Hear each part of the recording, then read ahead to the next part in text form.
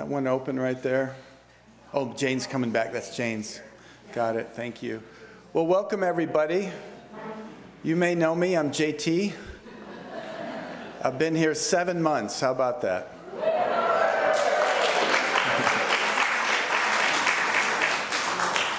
I'll take that as an affirmation. Thank you.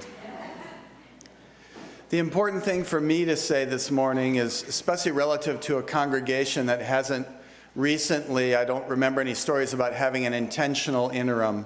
Remember, my job here is to come and be part pastor and part consultant.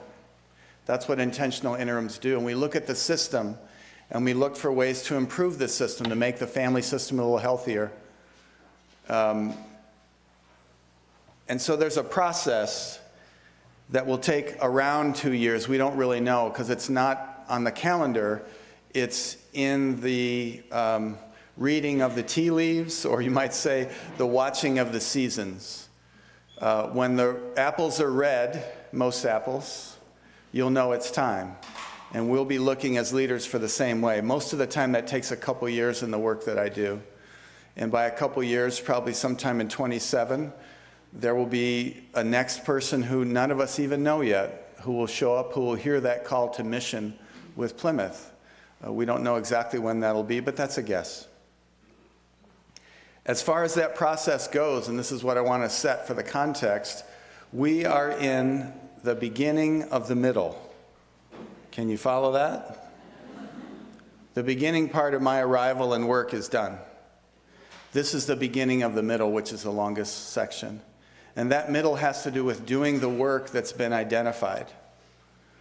Listening to people has helped me. Looking at data, just being around this place has helped me see what work needs to be done. And to oversimplify, these things are always complex, but to oversimplify the work that needs to be done that I want you to hear this morning comes in the form of a polarity. Polarities are two poles that seem to be opposing, but they're not. They're actually interdependent. They need each other.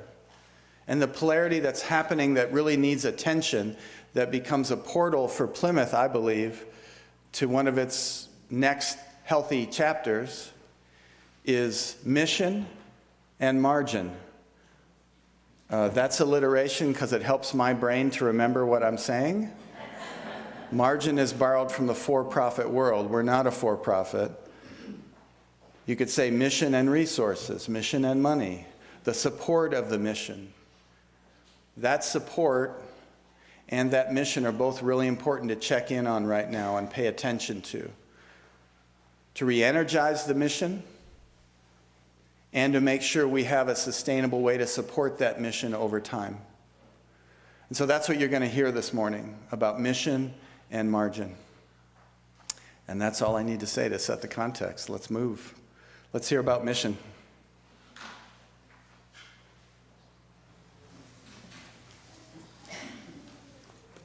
Hi, good morning, everyone. My name is Johanna Schussler, and I'm here speaking on the mission end of the polarity model, in wearing a couple different hats. So I'm a deacon, and along with Peg Burke here in the front row, I am also serving as co-moderator at this moment. And along with Sonia Cairns, sitting in the third row there, I co-chaired the Campus Task Force 2.0. And that's one of the things that I'm going to be talking about today is the Campus Task Force 2.0 report, which is in the back. If you have not yet picked up a copy, I encourage you to do that. It's also on our website. So the Campus Task Force 2.0 was chartered by the deacons in early 2024, and we ended our work in June of 2025, so just relatively recently. That means we were active for about 18 months, and our task force had about 14 members. And over the time that we were actively doing our work, we engaged more than 155 Plymouth members in small group discussions over the 10 o'clock hour, mostly.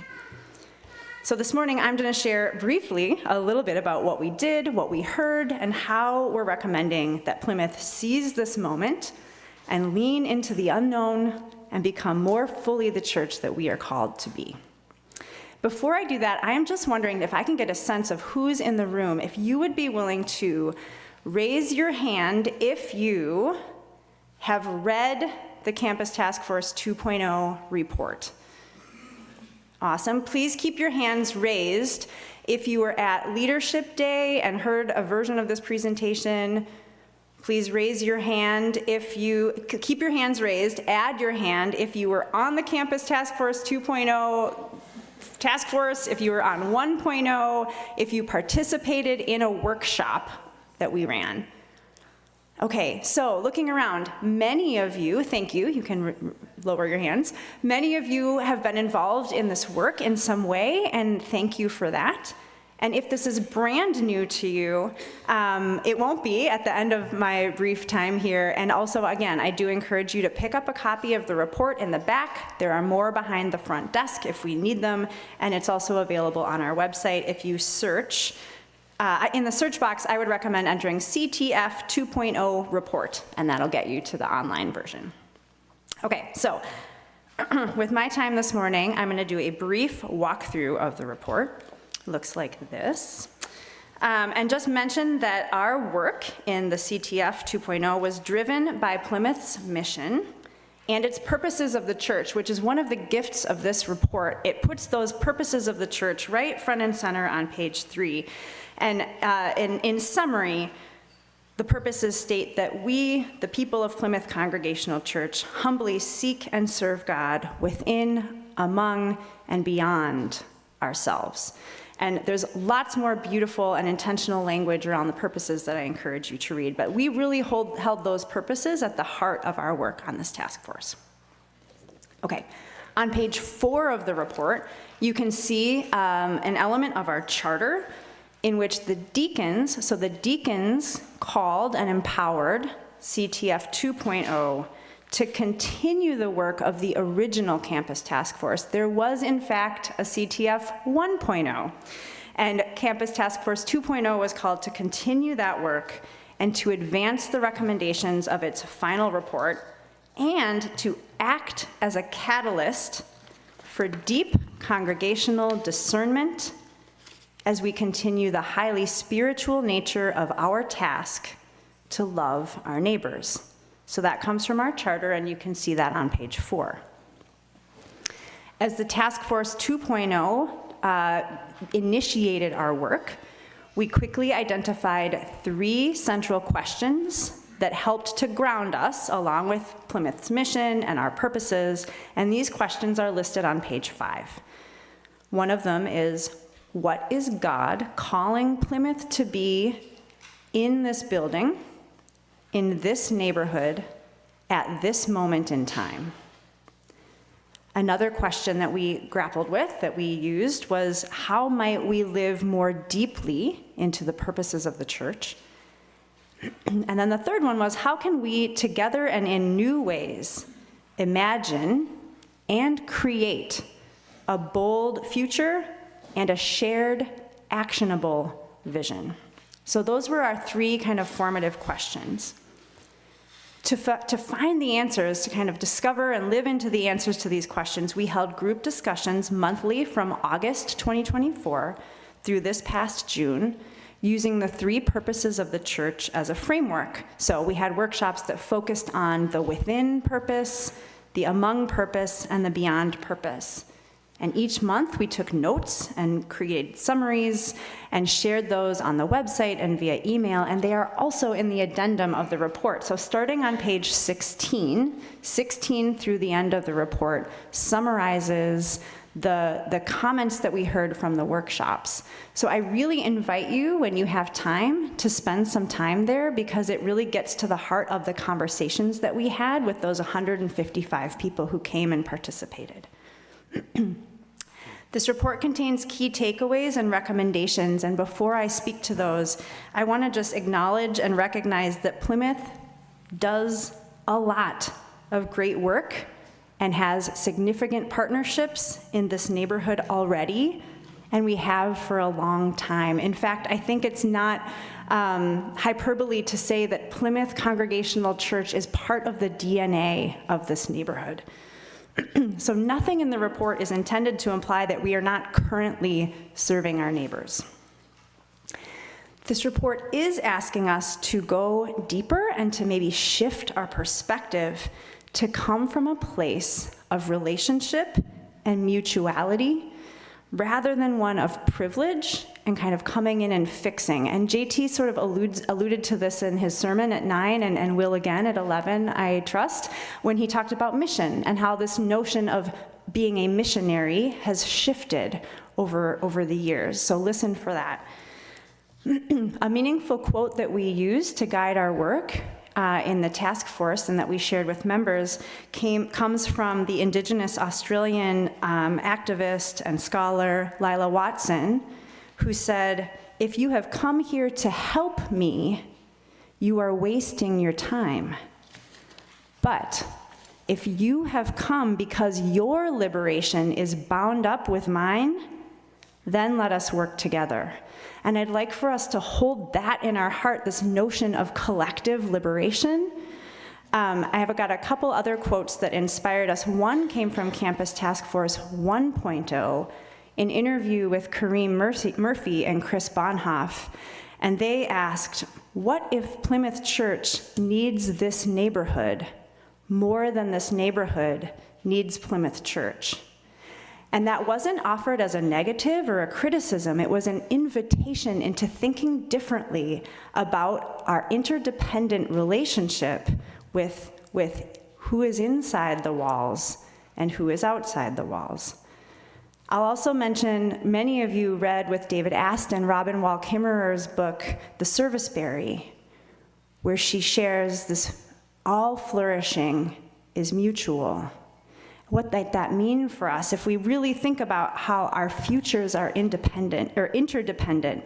What gifts might this neighborhood have to share with us? What gifts might we share with the neighborhood to ensure mutual flourishing? So these are some of the notions that inspire the key takeaway, and we're inspired by the key takeaways of our work and the recommendations.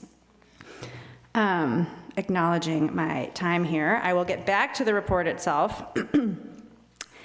Key takeaways from 10 months of conversation are listed on page 7 of the report.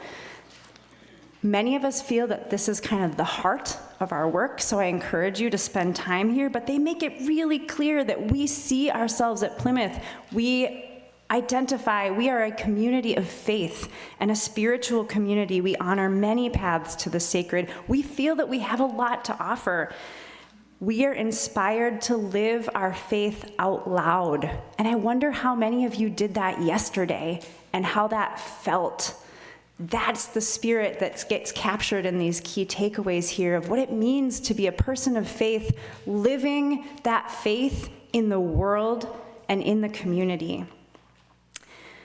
On page 11, we talk about some assumptions that are important to take into consideration, and one of them is that Plymouth is committed to our present location. And I want to particularly highlight that one because sometimes in some conversation, I've heard us wonder, like, are we here by accident?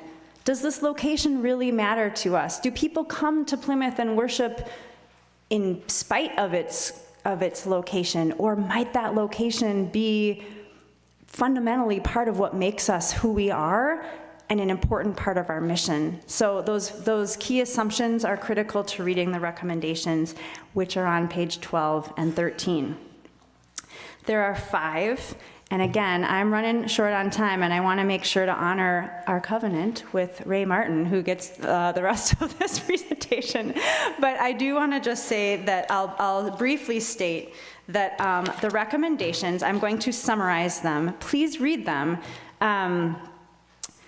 One of the recommendations that this work that Campus Task Force did of visioning and thinking boldly and really trying to live into our purposes, that work is actually the work of the entire church. It's not just the job of one task force or one board. It is all of our work.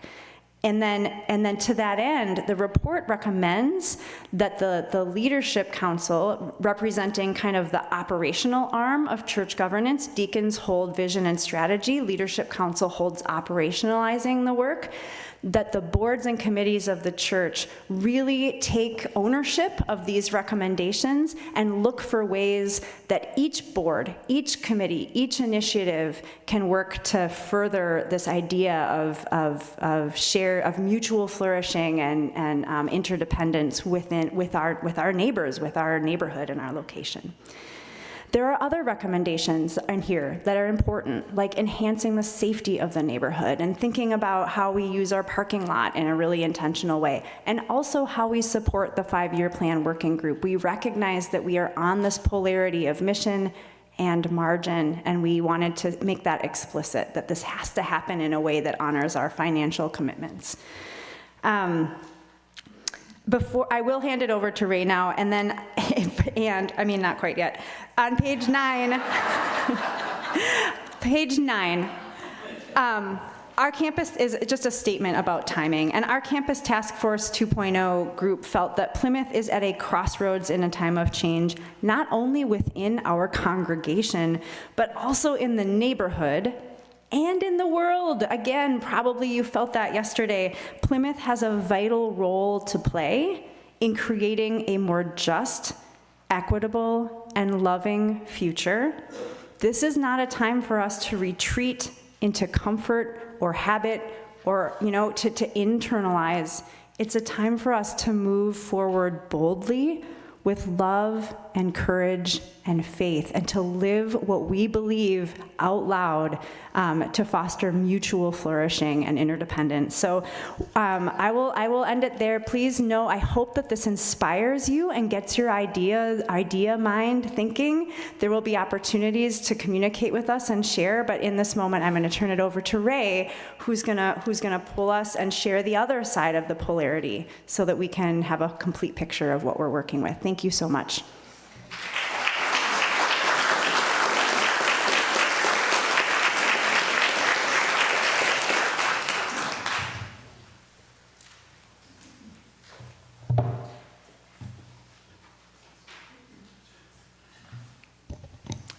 I'm Ray Martin.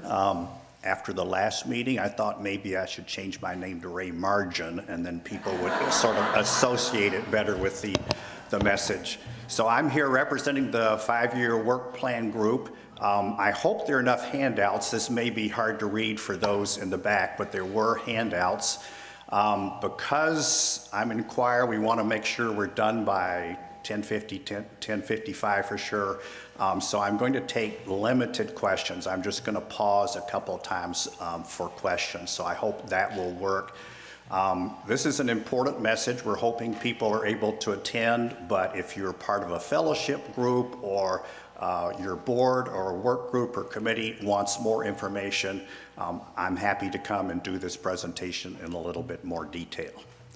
So the purpose of today's meeting is so we get a shared understanding of our financial situation to inform how we lead together. In terms of an overview, I'm going to do a brief introduction and a background. I'm going to do provisos, that meaning what this process is not about. I'll give you a little bit about how we got here, some of the financial things that have happened over the last 10 or 15 years. I joined the Board of Trustees in 2007. I was on the BOFA for a while. I was Deputy Treasurer. I was co-chair of the Financial Sustainability Task Force. So I've been part of the process for the last 15 years. Then I'm going to go over our financial model, a little bit how it works, how it depends on the commingled fund and what we can draw from the commingled fund.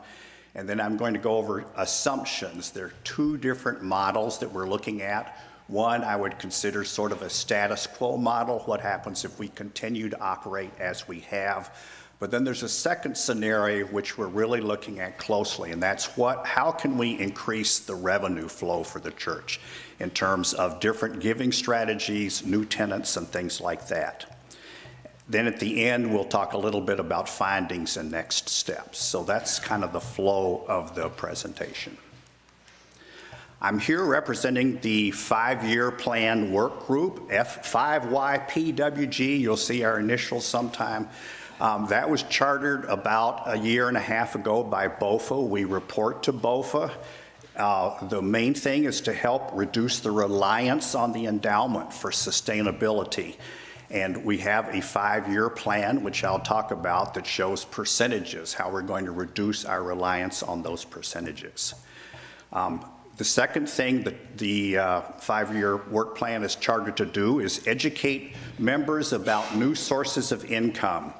One of the main ones that we're looking at right now is called the state housing tax credit. And I know Kevin is here, and I think Carrie is here also. Just so you know, at the end of your handout, there are email addresses for both of them. We're not going to have time to talk a lot about the state housing tax credit, but that is a key way that we can, shall we say, supercharge our giving. If you can participate in the program, basically what it means is that you will give money to the state for an affordable housing project, and then the state will give you a tax credit, and the hope is with that tax credit, you'll be able to make an additional donation to Plymouth. So there's been lots of tabling and information about that, but we're still in the middle of our pledge season, so if you haven't thought about that or haven't considered it, please talk to Carrie or Kevin, and their emails are at the back of at the end of the presentation.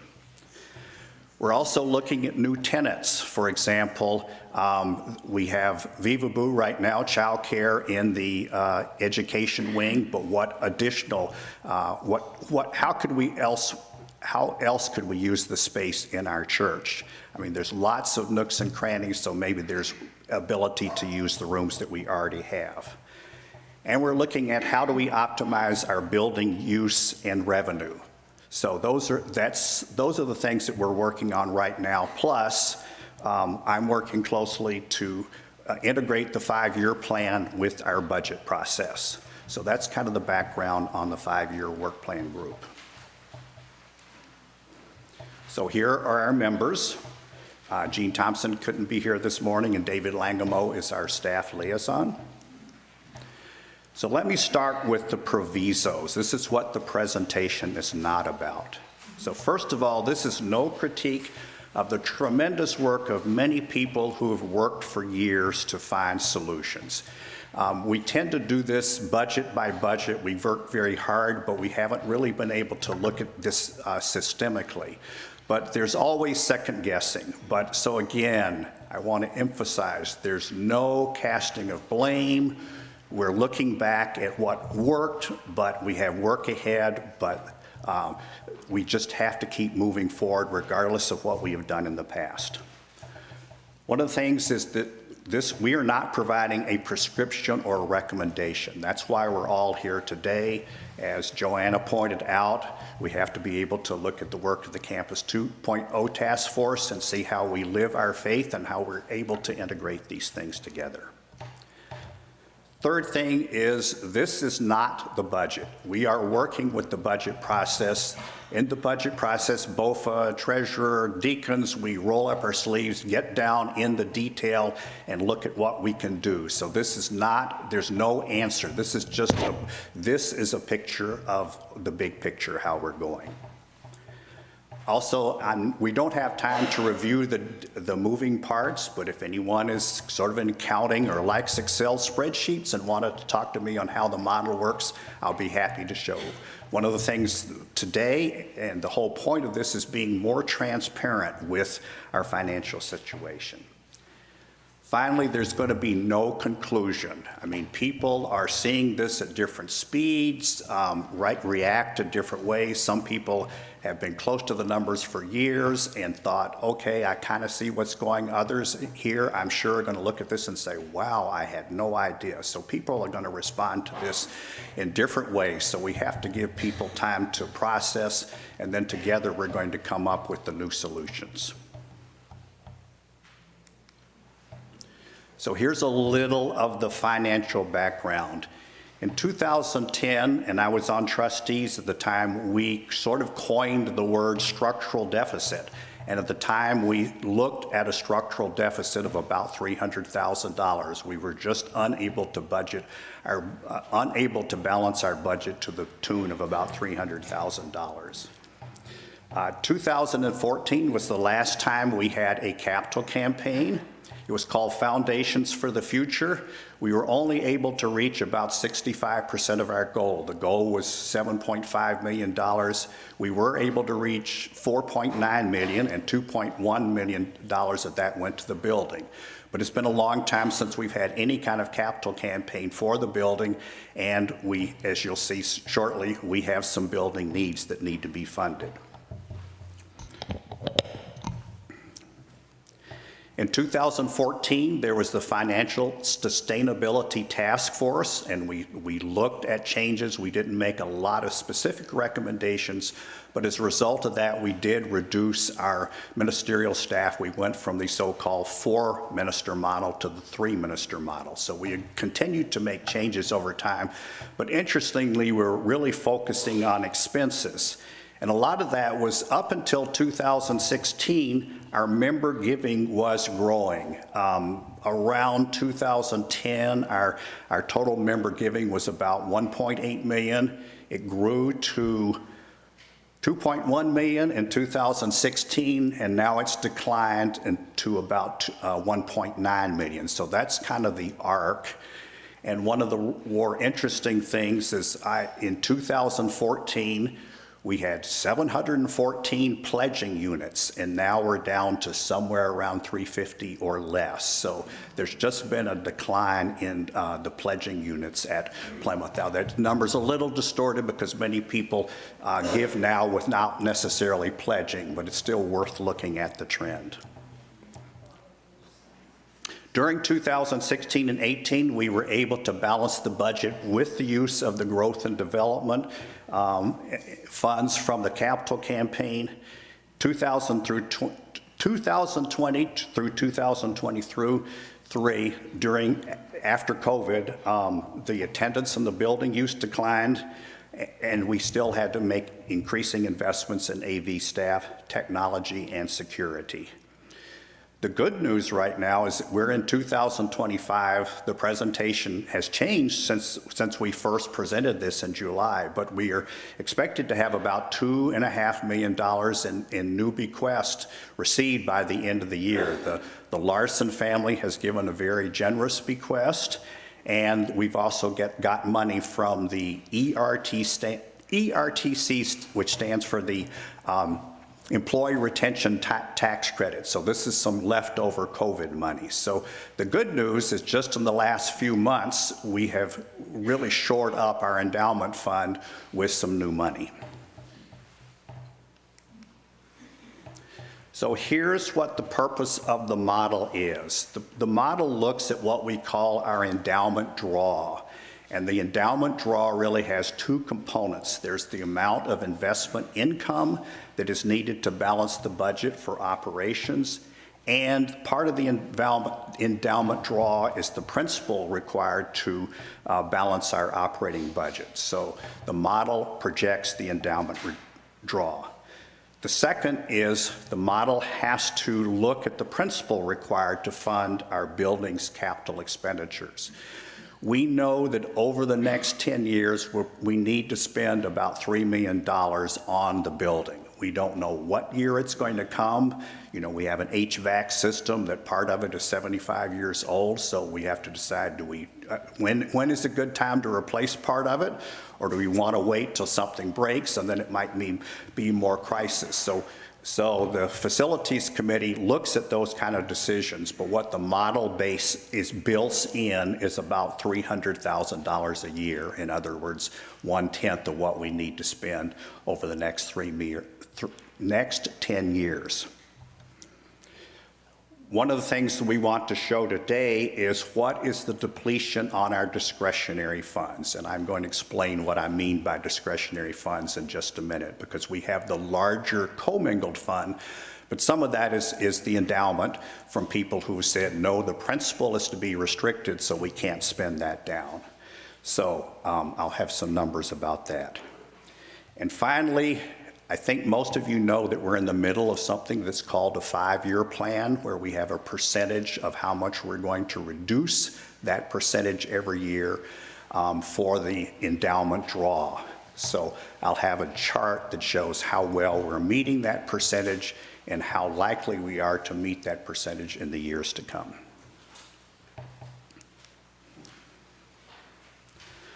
All right, so there's a pie chart here about our commingled fund.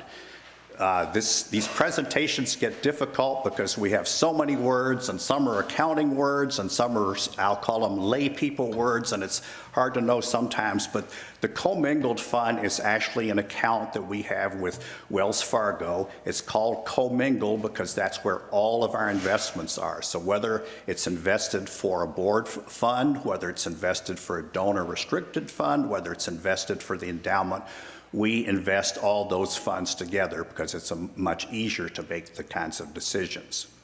For the model purposes, though, you need to know that there are 3 types of funds. The orange fund are the principal, are the funds where it's a true endowment. The principal has to be retained, so if we talk about, quote, running out of money, we'll never spend that money because the donor has restricted how it's going to be used. Likewise, we have about $1.2 million in what's called special purpose funds. And this is like, there's the Sambo Fund, there's the Outreach Fund. There are many funds where for music where the donor has said this money can only be spent on music. And the principal and the interest is restricted to that. So we would not touch these funds as well. So what we mean by discretionary funds in this figure of $6 million reflects after the Larson money has been received. But these are normally referred to as board designated funds because the board gets them, like the Larson fund, I believe, has been restricted. Part of it goes to the legacy fund, part of it goes to the building fund. But these are funds that Plymouth has set up, not the donor has set up. Some people say whatever the board restricts, they can unrestrict, but that's why they're called discretionary funds. So we put them in these buckets, but these monies can be spent whether it's for building or for balancing the budget. So it's about $6 million. I'll pause for just a minute and say, so the purpose of this is just to show how much of our commingled fund can be used for interest and how much we can withdraw from. So do I need to clarify that further?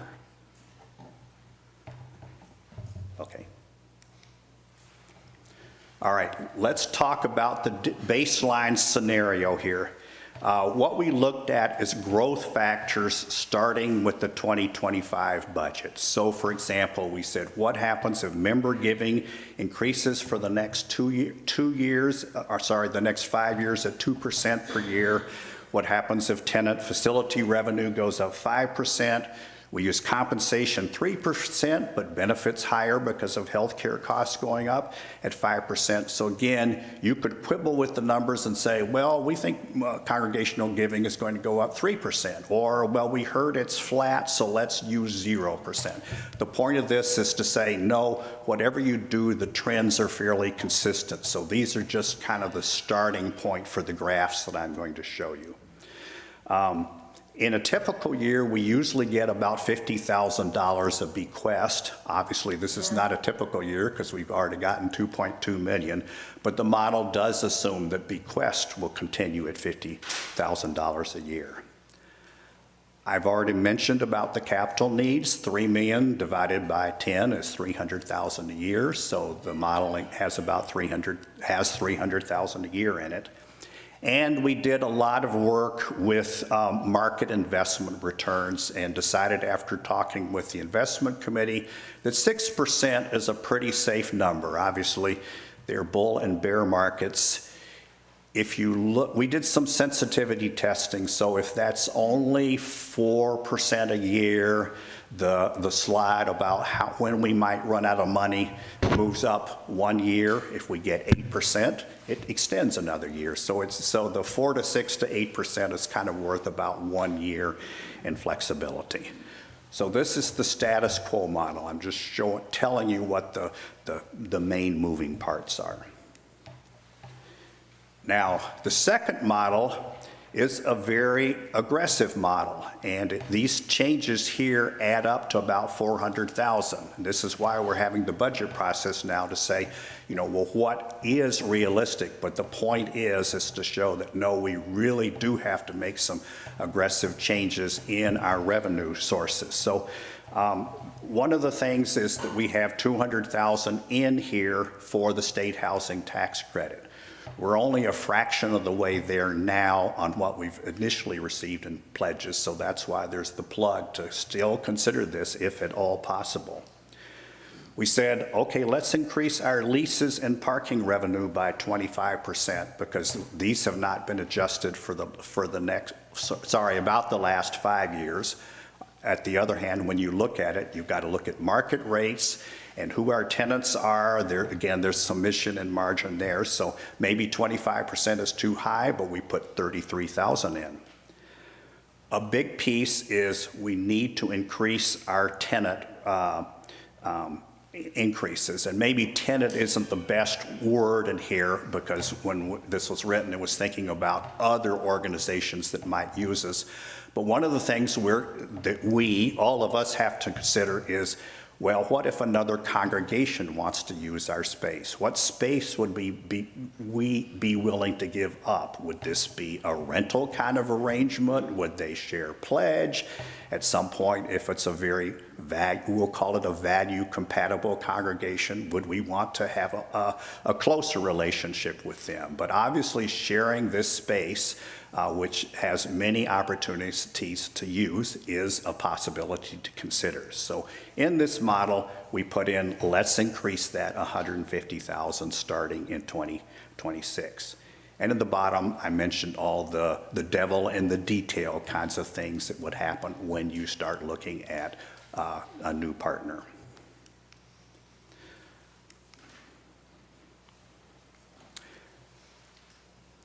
So I mentioned the 5-year framework. This was a publication that came out in April of 2024. It's on the website. It's been widely read and shared. It was a 5-year commitment of the deacons, of BOFA, and the staff to reduce our dependence on the commingled fund on a phased-in basis to 2028. And the number in that was 4%, or what the phased-in reduction was down to 4%, because that's the amount that our governance policy says we should be withdrawing from the endowment. Now that document admitted this was going to be hard. The framework didn't account for inflation, or it didn't account, or it mentioned that, gosh, if we have capital expenditures, we probably will need to seek outside funds for that. But nevertheless, it was a commitment, but it didn't propose any kind of specific strategies or actions. So when JT said we're kind of in the middle of the phase, his phase now, that's because we're at the start of saying, okay, we are the stakeholders now. We're the ones that are going to make this happen. What are the kind of strategies that we would want to take, and what would we be comfortable doing as a church? So let me start with how we might do with that 5-year framework. It's a little hard to read if you don't have a handout, but the commitment was that our withdrawals would not exceed 14% in 24, drop to 12% in 25, 10% in 26, then really ratchet down to 6 and 4 and 27 and 28. I didn't put how we did in 2024. We did change fiscal years then, but we did beat that commitment, realizing that 14% is a large withdrawal amount. In 2025, we budgeted, and this again is based on the budget, and I know that we're running a little under in revenue and a little over in expense, so take that into account when you look at these numbers. But we committed to 12%, and it looks like the withdrawal will be about 8%, which is good. We'll beat this number by 313,000. Now that said, The reason is because we didn't know about the $2.5 million endowment we were going to get when the budget was put together. So if you go back to the budget that Mike presented to us several months ago, it was kind of balanced. We were right there. So this is where sometimes there are artifacts of the numbers. So don't take that 313 positive with a grain of salt, especially because we still have to look at the details. If we go the aggressive route in 2026, if we are able to realize an additional $400,000 in these new revenue sources, we'll still be at about 8% and we'll beat the target by about $132,000. However, if you look at 2027 and 2028, we're back to being under the target. So this is why I think we're in a good position to be close in the current budget year, but we have a lot of work ahead because we're still running at that 8 to 9% withdrawal, and we've committed to get down to 4%. So that's why, there's a lot of reason for optimism with the new money, but there's also a lot of work ahead. So this graph shows the endowment principal needed to fund operations. And this graph is very important for several reasons, but one is if the operating gap is being funded by principal, we're basically using money that was contributed by our ancestors for long-term uses, and we're using it to fund operations. It means it goes out the door the year it happens. So in terms of sustainability, I think people need to understand that balancing the budget, reducing that operating gap to zero is very important. So the way the graph works here is it shows in the blue scenario what the operating deficit is now. I would call it the status quo. But if we're able to start with this or increase our revenue by 400,000, it reduces. So you see that 26, 27, and 28, we're pretty close to break even. And that's because the way we have put the state housing tax credit money in, that program only lasts through 2028. So once that goes away, unless members say, okay, I'm used to giving at this level now, we're going to continue, which might happen. But so we have this, it's kind of I'll call it a cliff that we fall up. And so there we are back to the 400, 500, $500,000 on up to $1 million deficit. So that's why we got to get our hand around the operating deficit. Why do we have to do that? Well, look at the discretionary fund balances. Right now, the fund balances were around $4 million in '24. It's going to increase nicely to about $6 million in 2025 because of our new, the Larson gift. But look at the gap, look at the shape of the graphs going forward. And particularly look at the blue graph, which is if we don't realize this additional revenue. Somewhere around 2032, we run out of our discretionary funds. So the good news, it's that 7 years away. The bad news is it's only 7 years away. So I think you need to look at that. We're not in a crisis, but we are moving in the wrong direction. I shouldn't say we're continuing to move in the wrong direction. The good news is if we are able to get new tenants for whatever reason, we would not run out of money until 2034 or farther. And don't think of it so much in terms of running out of money. What we really want to do is see those graphs get larger. That means we're doing well enough to grow our endowment funds, because if we can grow our endowment funds, then we'll have more investment income to do new programs and new things. So we have to be able to get away from depending so much on our long-term funds. So what are the findings implied here? The first is, while the second scenario buys more time, we're still relying on our forebears' generosity, which is the endowment they gave, to balance our budget. And the second is, even with this high bar for increased revenue, we're not achieving sustainability, and the sustainability there is we're not balancing our budget.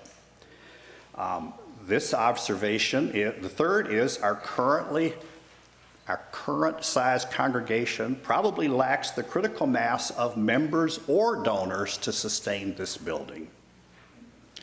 The fourth, and this is contrast to what Joanna and Peg, the whole Campus 2.0 task force just said, but look, read this now with, here's some polarity here.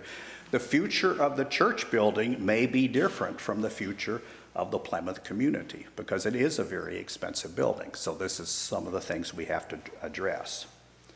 So 5, and this is kind of the call to action, though we're going to continue to budget and operate the church as we know it, we need to be ready to pivot to find new solutions to achieve sustainability. So, again, there are no recommendations here. The what next is everybody here needs to sort of step back and say, what have I heard, and how am I going to respond to this as a person of faith? This second bullet is somewhat a little out of I mean, we're accomplishing what we said we would do, which is this is the third time we've done this presentation. The first 2 were just to leadership. Now we're involving the congregation because it's important that all of us see the same information. This hasn't changed. Everybody is seeing the same thing. Third, we have to imagine new solutions and welcome input from all. And finally, we're going to continue to thrive as Plymouth, but the next chapter is something we have not yet envisioned. So, any questions? All right, thank you.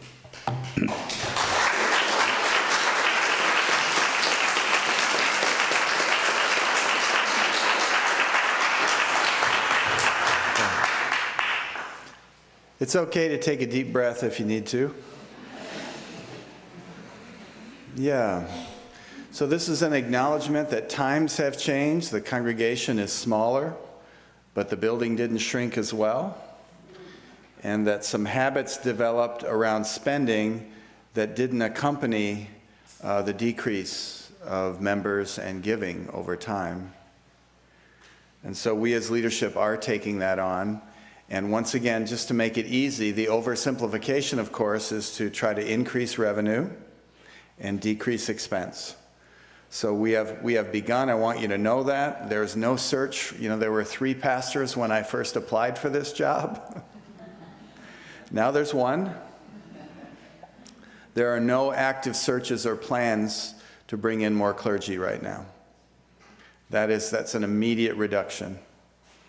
And we will be looking for others as needed once the 26 budget, which we're fully committed to keeping in line with the 5-year plan. We'll see what it will take. In fact, the meeting with BOFA is coming up this Wednesday, and we'll basically have a month to fix any gaps that we see. By the 19th of November, we want to have a budget that BOFA can sign off on and turn over to the deacons for presentation to the congregation. On the revenue side, I want to say that I love praising our new Director of Operations, David Langamo, because leases are in his bailiwick. Good word, huh? Bailiwick. It would behoove us, I'm in a vocabulary role now, to work on those leases, as Ray said, and David's been doing that. And so we are finding increases. But I want to let you know one of the big things we're doing right now is exploring this idea of sharing our building in a much more significant way. Not just a child care, not just a group here. We have the Stevens Square Community Organization Rent Space, Vocal Essence. We have these groups who are already doing that. We're thinking much bigger. This is a magnitude issue. And so that has to do with another congregation, another nonprofit. We've toured here and there. We've already turned down a congregation that was clearly not aligned with us to any further exploration. It was early, but they said, oh, by the way, this is kind of where we're at. And we're like, no, that's not where we're at. So thanks for letting us know, because we'll save each other time here. Touring would be of no use for either one of us. So we are working on that, and we're trying to network nonprofits in this city who might be a fit for us. They would be mission aligned and they would be money capable. If we had the money just to invite in some big nonprofit that didn't have any money because of what they did, we'd do it, but we don't. We'd both be in trouble in a few years. So we have to find another nonprofit that's ready for that kind of move, could see the benefit in it, and would also bring either equity and or a big lease or something. We'd figure out what that is. Remember, there are already churches in this city who are using the same building. At 28th and Lyndale, anybody know Springhouse? Those three congregations own the building together. And they're operating together and have been for years. There's another one, New Branches, which I'm going to visit. I've already talked with the people at Springhouse. We are on the way in the very early stages of wondering, who should we be dating? We are looking for that first layer of coffee dates to see, should we be together? And so that's where we are. If you have any leads, you send them to me, and we're accumulating a list, and we'll follow up, and who knows when that might happen, but somewhere in the future there may be a partner that steps out and we realize, oh yeah, we could do great things together, and we have a place, and we'll figure out what that looks like. But we just wanted you all to know, as the communication said that went out to the congregation, fundamental change is needed for the future of this congregation. We have arrived at that moment. It's time to adapt, and we are committed to doing so. And thank you for being with us in that. Thanks for coming today.